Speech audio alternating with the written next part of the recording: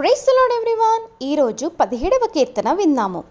యెహోవా న్యాయమును ఆలకించుము, నా మొర అంగీకరించుము, నా ప్రార్థనకు చెవియొగ్గుము. అది కపటమైన పెదవుల నుండి వచ్చినది కాదు. నీ సన్నిధి నుండి నాకు తీర్పు వచ్చును గాక. నీ కనుదృష్టి న్యాయంగా చూచును.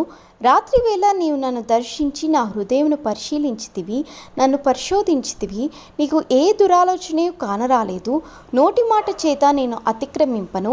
మనుషుల కార్యముల విషయమైతే బలాత్కారుల మార్గంలో తప్పించుకున్నటకై నీ నోటి మాటను బట్టి నన్ను నేను కాపాడుకుని ఉన్నాను. నీ మార్గముల యందు నా నడకలను స్థిరపరచుకుని ఉన్నాను. నాకు కాలు జారలేదు.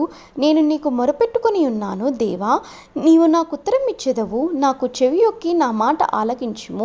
నీ శరణు చొచ్చిన వారిని వారి మీదికి లేచి వారి చేతిలో నుండి నీ కుడి చేత రక్షించువాడా, నీ కృపాతిశయములను చూపుము.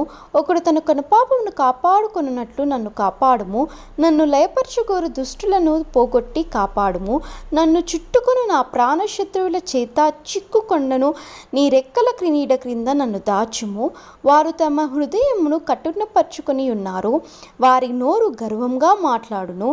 మా అడుగుజాడలను గుర్తుపట్టి వారిప్పుడు మమ్ము చుట్టుకొని ఉన్నారు. మమ్మను నేలుటకు కూల్చుటకు గురిచూచుచున్నారు.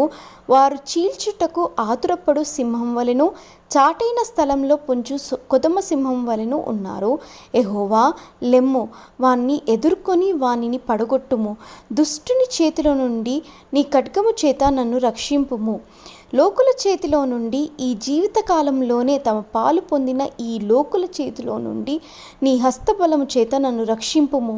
నీవు నీ దానములతో వారి కడుపు నింపుచున్నావు. వారి కుమారులు కలిగి తృప్తి నొందుదురు.